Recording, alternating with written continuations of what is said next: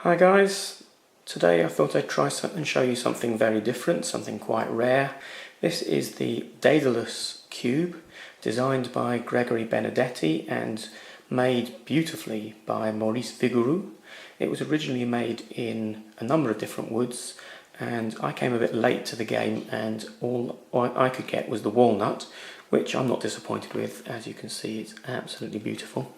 It comes with a very nice spiral bound little booklet giving the solution, which I am very pleased to say that I didn't actually use in the end, although having said that, it did take me the best part of 4 years to solve it. I thought I would show you how this puzzle functions and also go through the solution. I think it's legitimate to show the solution, as so few people will ever get to see this puzzle, and because it actually comes with the solution in a booklet anyway.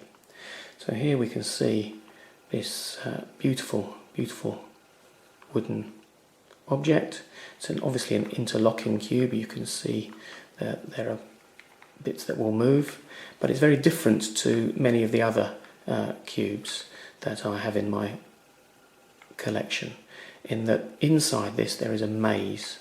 Now I know that this piece will turn, and straight away you can see that there's a pin inside, and that sits in a slot, or in fact that's a pathway there. There's another pathway you can just about make out inside, and the slots limit the movement of the pieces. I know that this piece now will move up as well, and here you have a pin which fits just in a little hole, so it prevents sideways movement. Having moved those up, I can push that back, and you can see the slot where it's moved into, and then that will go up, and then it'll come further out. Here now we see right through. You can see multiple pins, and some places have slots in them and some don't. Now the other interesting feature of this is, whilst a piece can move up, it can also, once in position, can rotate and move down again. And what's more, it could do it in several positions. It can't move up here because that's in the way now. Now I know that that's the correct way. And this opens up a huge number of possibilities for what you can do with it.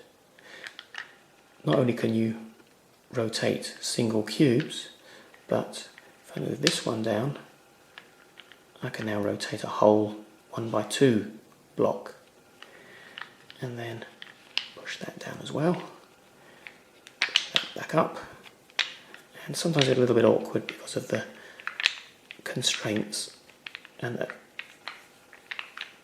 the way you've got to get to pieces. Move that underneath, which reveals that little pin, and now that's out of the way. I can bring that one back up again, move that back into there, and then there's yet another very interesting rotation.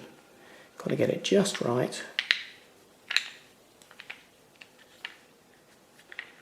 and you can see why it can be quite difficult to find some of these moves. And then I can bring that one back up, move this part way under, which moves that pin out of the way and allows me to drop that into position. And now I close that, and I can pull all three cubes up. This piece can now come further up and now it's out, and you can see now how beautifully made. Every single edge of the cube has been beveled off, and you can see the slots in it. I'm going to put that out of the way, and now it doesn't get any easier. It took me a very long time to get the next move as well.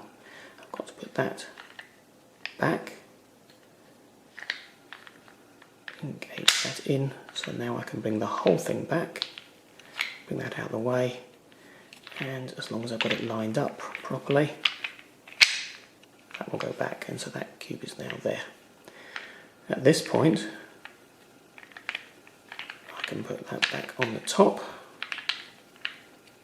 Oops, come back out, that's it. And it opens up a very interesting movement where a whole L-shaped piece as well as that comes up, goes across, and that comes out. Now you can see we've got 3 pins on that piece. Put it over there. Bring that back, move that one out of the way, and that will allow that to come around. Push that back to there again, and again we do that magic movement from there,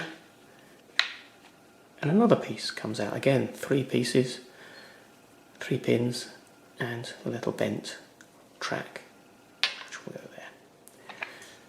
And now we have a very unusual, interesting move. This L-shaped piece, which is solid, comes to there, rotates part way, and then will lift off. And the reason it's constrained is because it's got those 2 pegs that fit into that slot. Put that over there. Finally, what we do is, rotating it this way, we put both of those, just make sure I've got these positioned right, across, all the way down to there, and then they will come off. And we have that piece and that piece which have slotted together. That over there. And finally, the last cube comes out with 3 pins on it. And now we can see the incredibly intricate frame and beautifully routed pathway within it. Absolutely stunning. I'm a bit ashamed it took me 4 years to solve, but I'm pleased I finally have done, and now I can show it to you. I will now try to put it back together again and see how I manage. Very difficult down the camera screen. I'm going to not give too much commentary, otherwise I will get confused, and being a bear of very little brains, I'm very easily confused.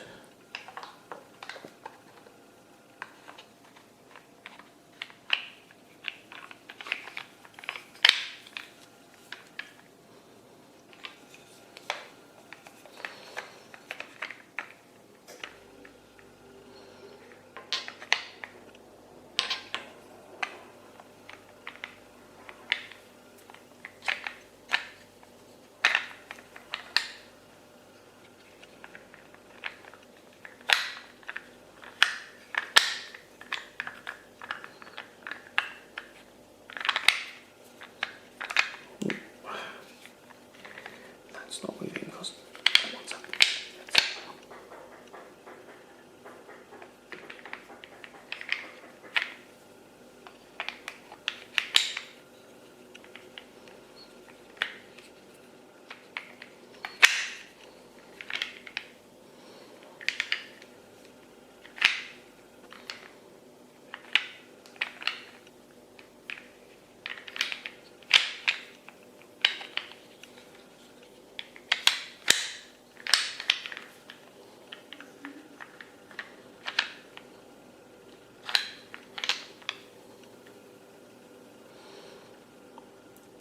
That way.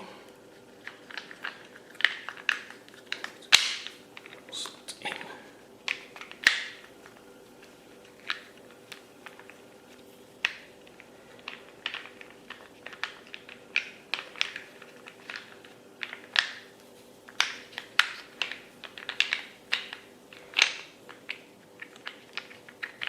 Rotate.